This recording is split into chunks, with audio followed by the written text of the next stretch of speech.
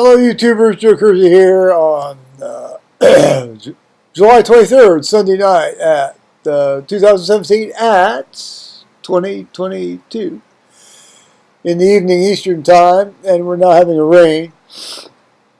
The three clips you're going to see presently were meant to be as the introduction to the 20-minute video that is going up of the same date, discussing my planned trip to San Francisco and my stay at the Stanford Court Hotel. But this thing was well on its way up by the time I realized, oh, I left that in the other camera. I'm not gonna, yeah. Excuses. There was Dr. Zollinger says, I don't care about excuses. All I care about is results. Well, this is just going to be the results you're going to get today, guys, and you get to see some stuff and hear me yak. So, all right. Bye-bye. Hello, YouTubers. What's wrong with this picture? Why, there's an incredibly bright light here, and I'm going to try to get close to it. I'm sorry, sensor. That's a very bright light. Oh, I had to avert my eyes. No, it was not the sun during the eclipse of the sun. Remember, guys, don't look at it. Look at it indirectly with like reflected off a piece of paper or a pinhole or something. But this is one of the three bulbs that was included in this LED 3-pack, which I bought on the way home from church over at Home Depot today. These are 7-watt bulbs, although they say they give you 60 watts of light. I would submit to you they probably put out a little bit more, just judging that I can't even point the camera at the thing. It has a color temperature of, focus, 5,000 Kelvin, which is toward the cool end of the spectrum. They say it's daylight, but I would say that's actually the color spectrum is probably a bit more toward the 7,000, 6,800 Kelvin thing, but that's just from my photographic experience. All right. Anyway, I thought it was time for me to enter the LED world here, give it a twirl here, and this 3-pack was, well, it was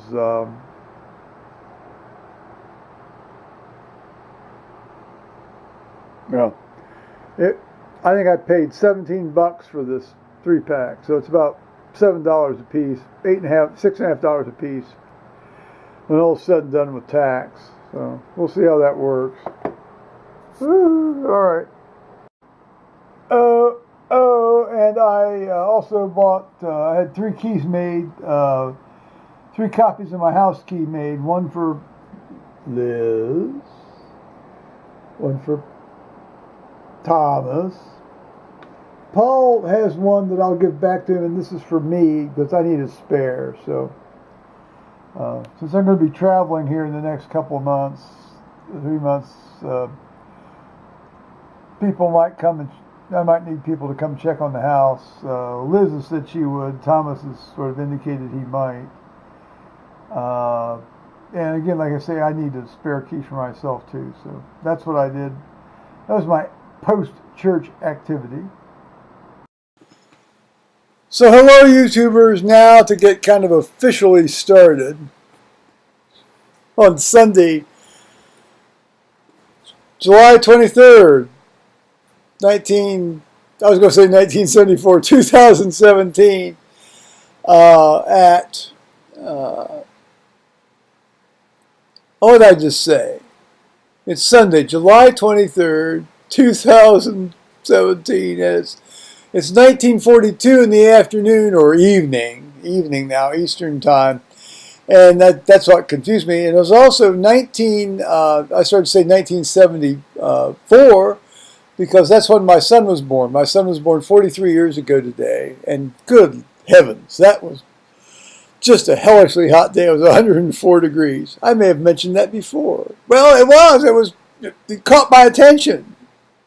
Not to mention the fact it was about a 98-degree night the night before, for starting at around 7, when my ex-wife's water broke, and so that pretty much meant that Joe didn't get any sleep for around 50 hours. Yeah. Because he had to go be a medical student, he had to be a husband, well, not a husband then because we weren't married, but a future father. Many roles to fulfill that day when I was on the pulmonary service and going over to the OBGYN ward and so forth. Yeah. Memories, huh? Well, not bad memories either, obviously. I would have planned it differently if I were straight and had set out to have a child, but I wasn't straight, and that's how it happened. So, all right. I've mentioned that before. Go back to my memoirs or autobiographies. You'll find some of that stuff. Now today I read in church at 8 o'clock service, and it went very well. But again, that's never me doing that. I have to say I felt today more than usually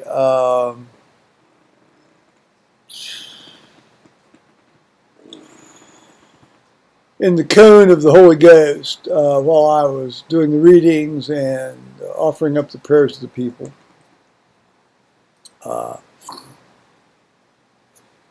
I mentioned James M. Hupp, who I mentioned the other day, who was still fighting when he died after he'd been home, though, for a few years, couple of years, 3 years or so. Whenever I do that, I always offer that prayer up, which some people might say, well, that's very formulaic, but it's not formulaic, because there are guys out there every day that are killing themselves, or if they're not killing themselves, for all intents and purposes, they think they're being killed all the day long because of what's going on in their head, the war they're still fighting in their head. And they can't control that. They really can't. I don't think there's any magic answer for this. I really don't.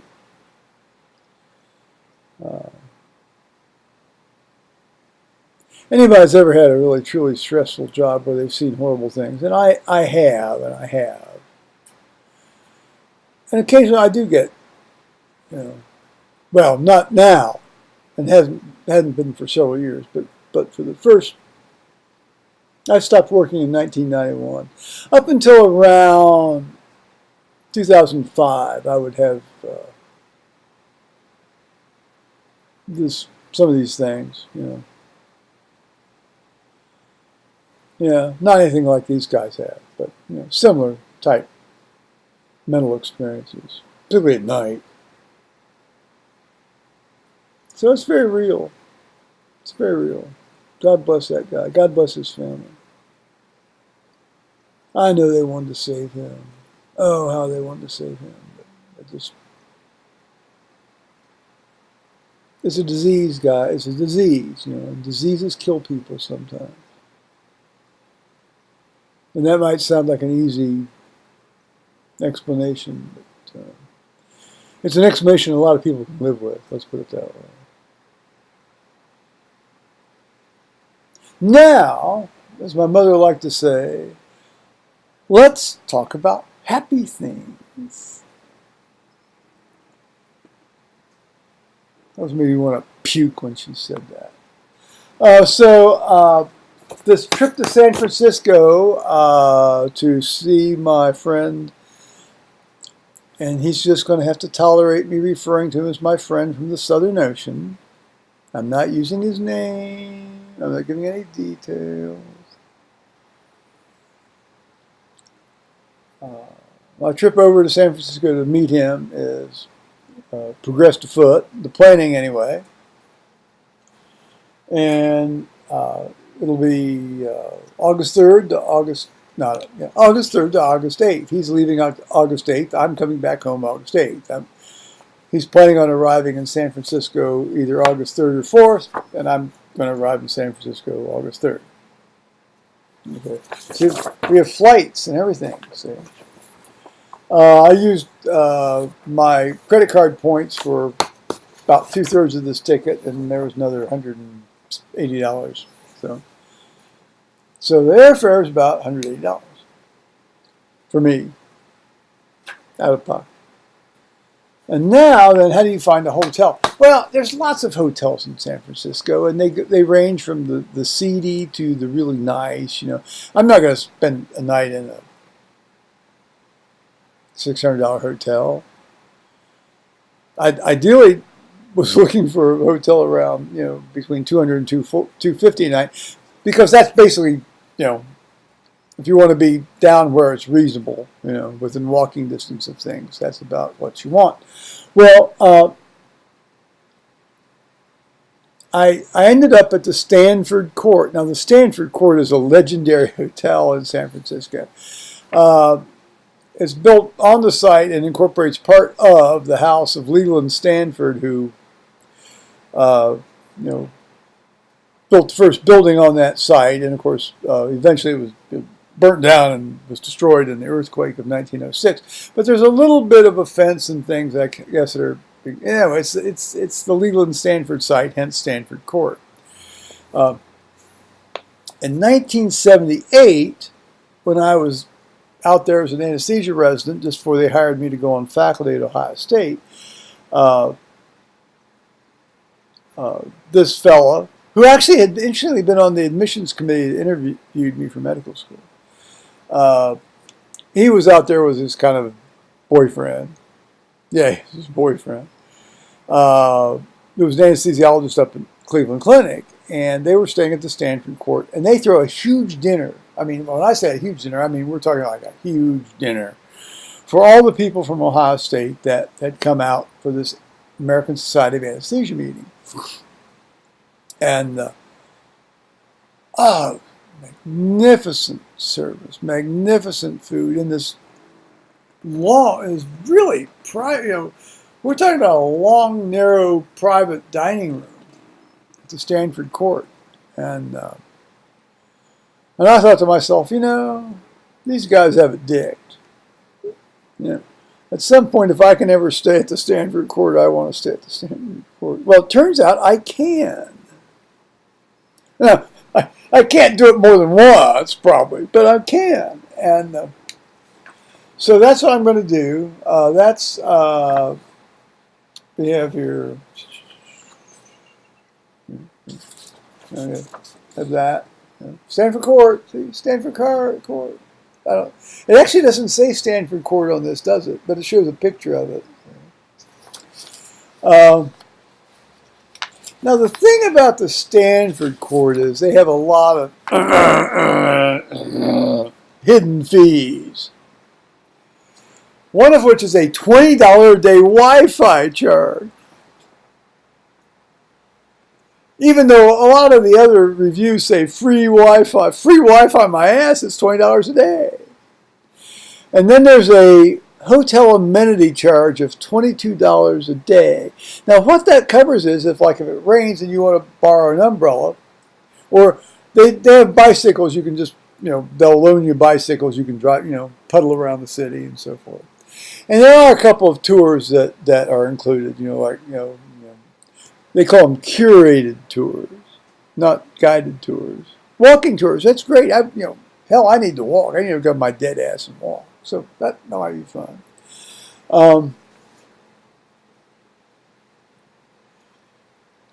So when all is said and done, the room. And then there's a hotel. Well, that's the 22. The 114 a night is the hotel fee. 5 nights, $240. Basically $242 a night, the standard room rate. Then you have like this hotel phone. That's the $22 a night fee. Now on top of that, you're going to have the $20 a day Wi-Fi fee. Okay, so that's $100. All right. And if you want breakfast, which is always nice to be able to just go down into the hotel or up to the top floor and eat breakfast at the, it really is nice rather than going, schlepping around. This is a luxury hotel. You may as well, if you're going to do this once, you may as well avail yourself of these things, guys. Because, I had a friend that reveled in these luxury hotel stuff. I never did. I never saw the point. But I'm going to tell you right now, if I'm going to do this with this guy from the Southern Ocean, I'm sure as hell going to have a good time, and I want him to have a good time too. I don't know. He may think it's full of shit. I don't know. We'll find out. That's why we're doing it. That's how we find out about each other.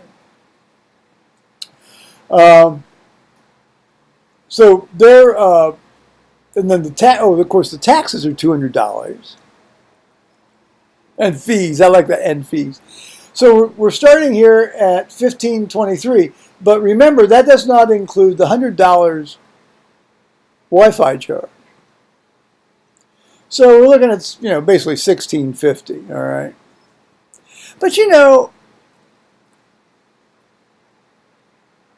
I don't mind doing that.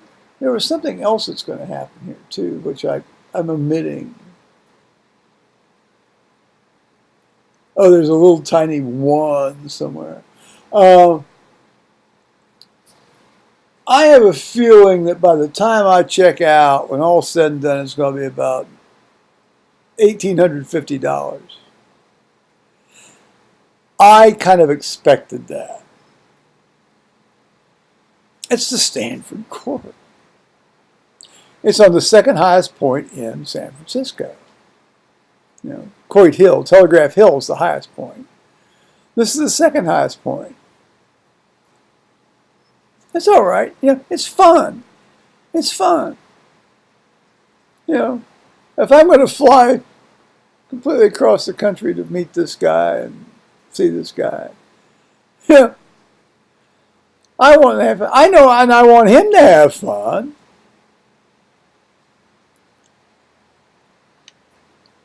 Yeah, let's have an experience, both of us, in many ways.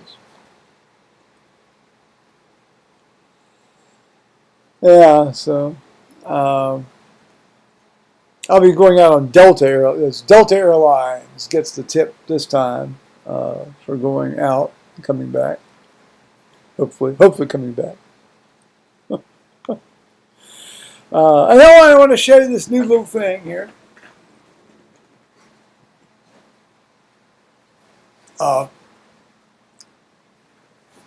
I've never traveled with a laptop before, but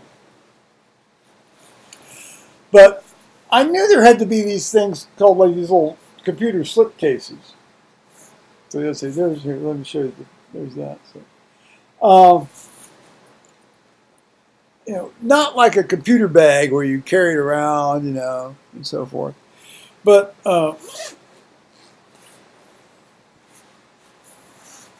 And so you put your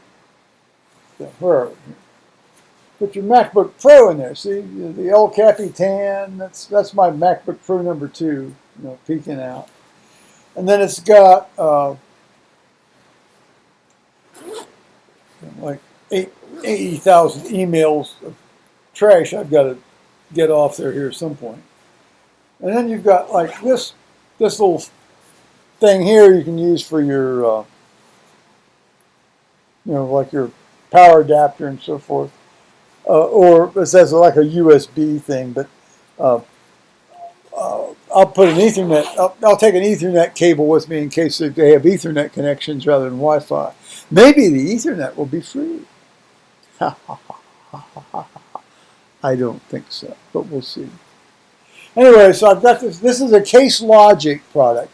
I really like the Case Logic products because. One, they're well made. They're quality products, and they tend to be universal. If you get close to if your product is close to the size of these things, they'll fit in.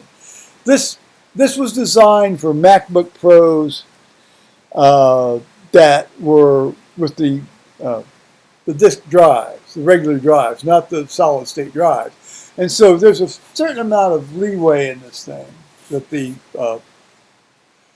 regular, non-disk or the disk drive MacBook Pros would have fit a lot more snugly in this.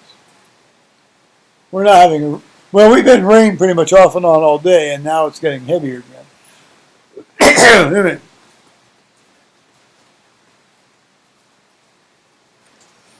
So, as I said at the start of this piece, LED light bulbs. I've never had one before. That thing's, well, you heard me talk about it earlier. Let's see if I can get this out here. Oh, here. It looks like one of these little tiny standard light bulbs.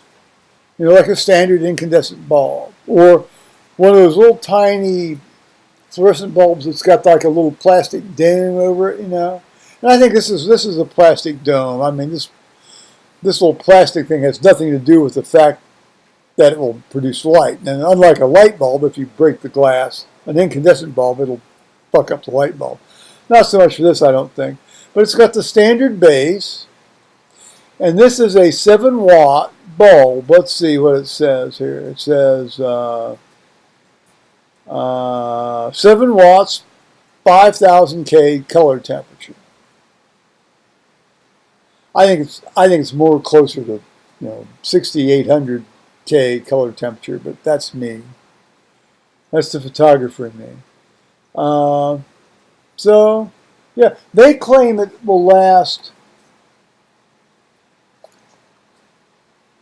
22 years. That probably won't quite see me out. But then somebody's got to buy maybe an 8-year-old bulb or something. Who knows? So, yeah, I thought I'd give it a shot. I'm out 20, basically I'm out 20, 17, $18 if it doesn't work, so we'll see. Where I've been buying little trinkets and gewgaws for traveling and planning and stuff. I say, well, you can only say that too many times, guys. $20 here, $20 there, and pretty soon you're talking about real money. So, the San Francisco thing, basically, I thought I'd spend about $2,500 anyway. I mean, I actually thought I'd spend more. So,